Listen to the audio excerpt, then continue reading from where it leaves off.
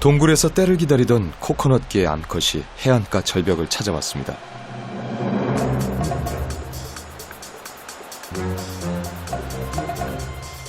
한가득 알을 품고 먼 길, 조심조심. 물이 들어올 때 알을 털기 위해 암컷은 부지런히 절벽을 내려옵니다.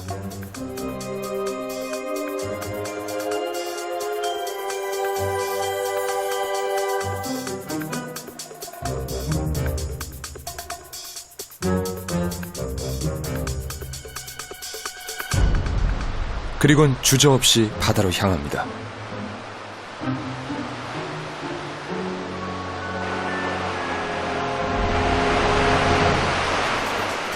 순식간에 밀려온 파도.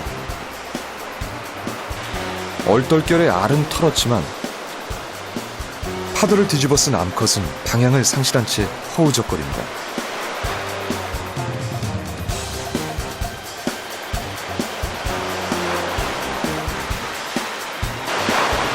거센 파도에 중심을 잃고 기우뚱.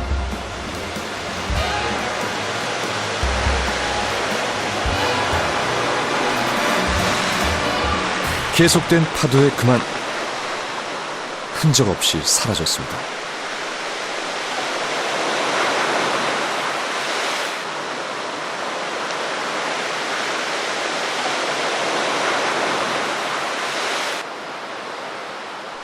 이 암컷은 조심히 기회를 보는 중입니다.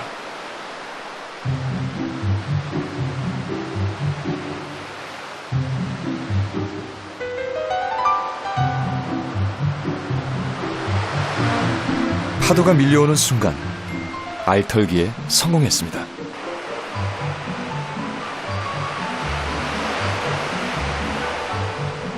그리고 급한 마음에 뒷걸음질을 칩니다. 앞발이 긴 코코넛 개는 급할 땐 뒤로 걷는 습성이 있습니다.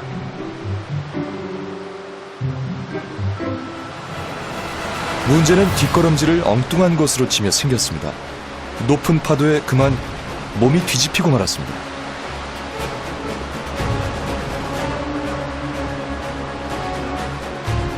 안간힘을 써보지만 야속한 파도는 놔주지 않았습니다.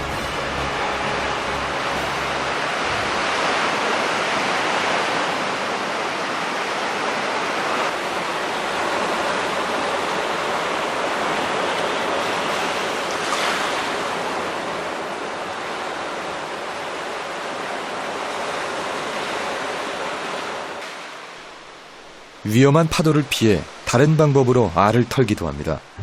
절벽에 찰싹부터 알을 터는 겁니다.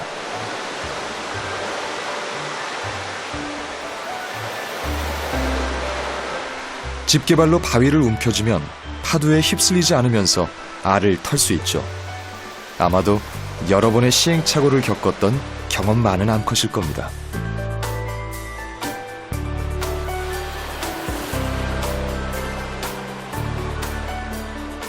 이 거친 바다에서 가끔은 기적도 일어납니다.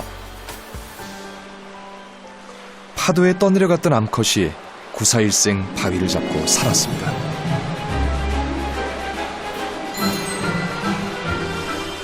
그러나 쉴 새 없이 파도가 밀려오고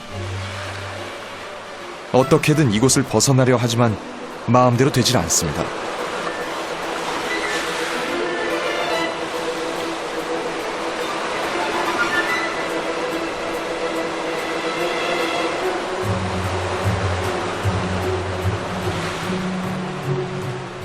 몇 번의 파도를 뒤집어쓰며 버티길 10여 분.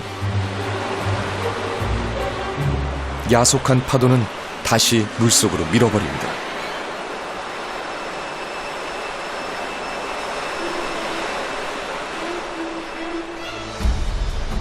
계속 출렁이는 바다에서 살아날 수 있을까요?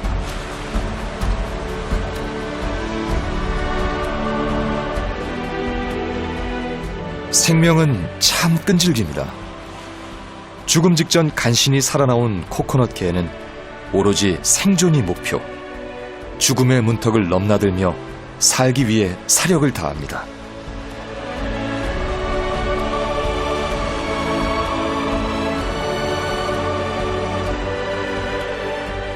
하지만 작은 바위에서 어디를 가도 파도는 키를 훌쩍 넘습니다.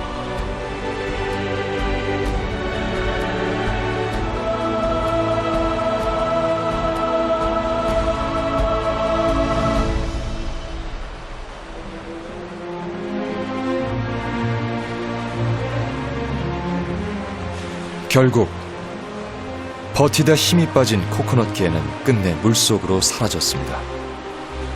기적은 여기까지였습니다.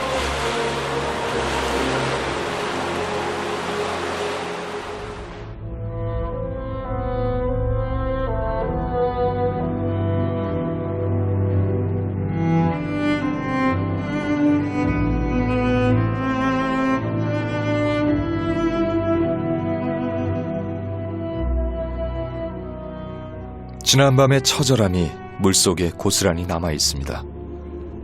비극은 누군가에겐 행운이죠. 자연은 그렇게 순환합니다.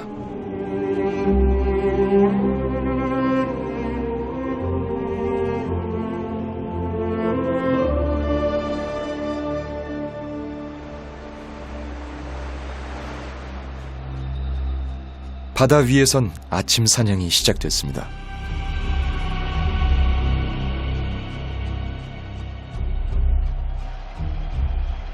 녀석은 아까부터 바다를 뚫어져라 보고 있는데요. 사냥감을 고르는 중입니다.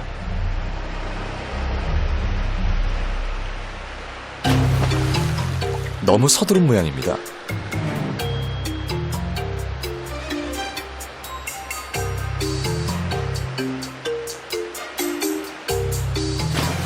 다시 기회를 노려보지만 또 실패.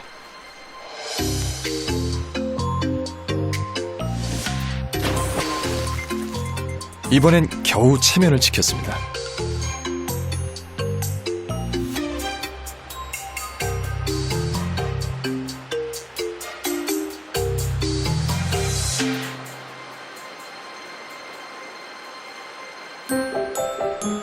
한 마리론 부족했는지 다시 사냥에 나서는데요.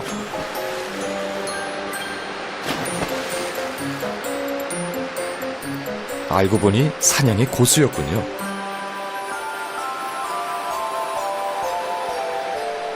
흑로는 크리스마스 섬에 정착한 새로 주로 해안가에서 사냥하며 살아갑니다. 사실 이 섬은 홍게는 물론 새들의 천국이기도 하죠.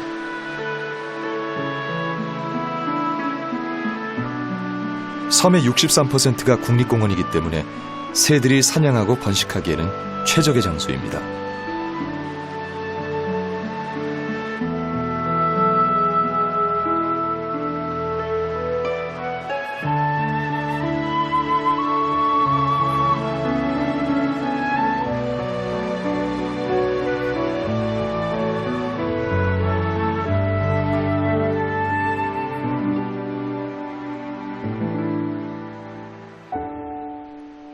어려 보이는 이 녀석.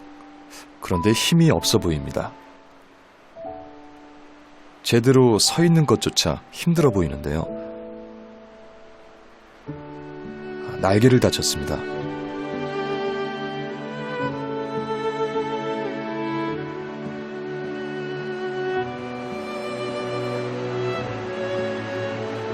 날개가 부러졌어. 부러진 날개 때문에 옴짝달싹 할 수 없게 된 녀석은 먹지도 못한 채 점점 힘이 빠져 죽어가고 있었습니다.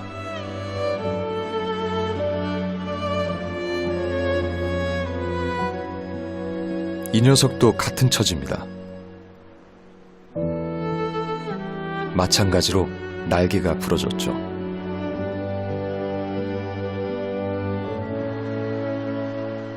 도대체 무슨 일이 있었던 걸까요? 범인은 구남조. 크리스마스 섬에 사는 새들 중 몸집이 가장 큰 녀석입니다. 몸 길이만 1m가 넘습니다. 구남조는 다른 새들이 잡은 먹이를 공중에서 빼앗아 먹기로 유명합니다. 이 과정에서 어린 새들이 추락해 치명상을 입게 되는 거죠.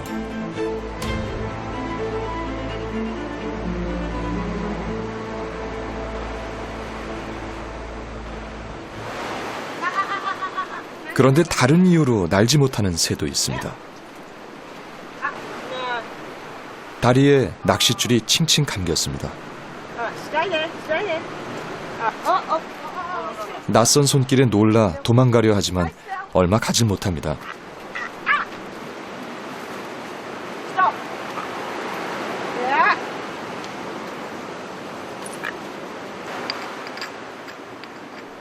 결국 제작진과 함께 구조에 나섰습니다.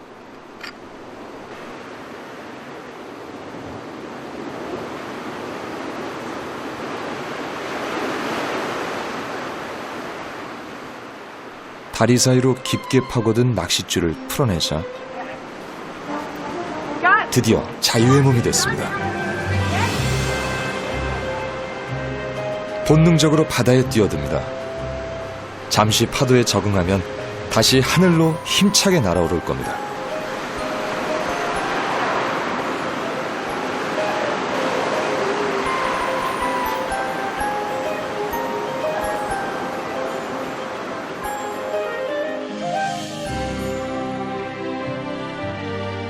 크리스마스 섬에는 홍게와 새를 비롯한 다양한 생명이 살고 있습니다.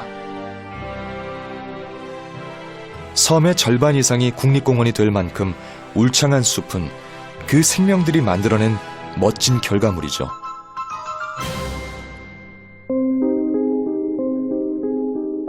그러나 섬에 사람의 발길이 닿으며 숲은 달라지기 시작했습니다.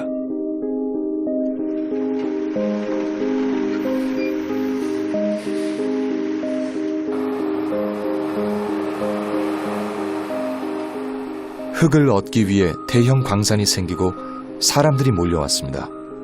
그리고 숲을 파헤쳐 흙을 퍼나르기 시작했죠.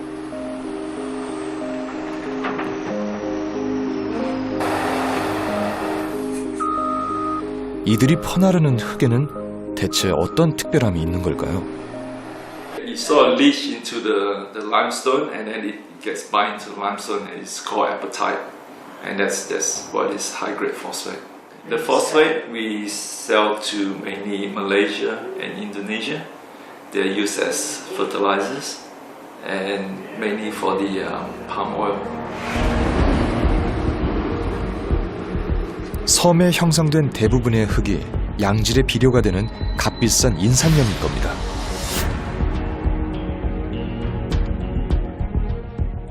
섬 곳곳에서 채굴한 흙은 섬을 가로질러 가공 공장으로 옮겨집니다.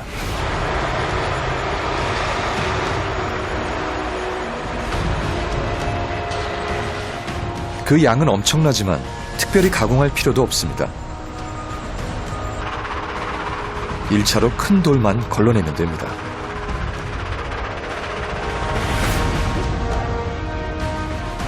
선별을 마친 흙은 긴 컨베이어 벨트에 실려 고온에서 건조 과정을 거치면 됩니다.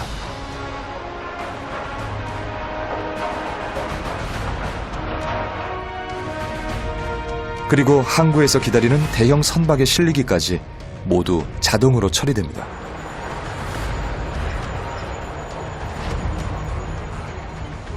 (1년에) 수출하는 인산염은 65만 톤, 순이익만 약 270억 원입니다. 크리스마스 섬에 어떻게 이렇게 많은 인산염이 매장될 수 있었을까요? What we believe is from the fossils from seabirds, the droppings. So the fish that it eats and the bones, everything comes out, and then it's got very high phosphate content. And then what the island was before is just like a lagoon, and all the waste got washed into the lagoon, and over time the island rise up again from the sea, and that's where we get all the deposit from the birds. So yeah. 오래전 바닷속에서 솟아오른 화산섬에 새들이 둥지를 틀고 배설물이 쌓이면서 섬의 운명은 바뀌었습니다.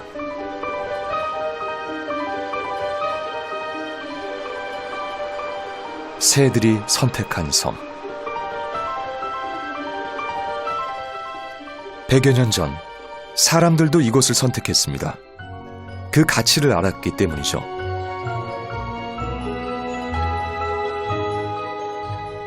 사람들은 섬이 내어준 선물에 열광했죠.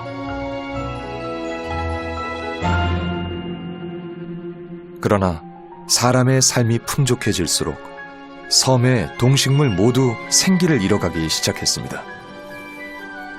나무가 자라지 않는 곳에는 새들도, 그리고 섬의 상징인 홍게도 자취를 감췄습니다. 위기를 느낀 사람들은 그 자리에 다시 흙을 채우고 나무를 심었습니다.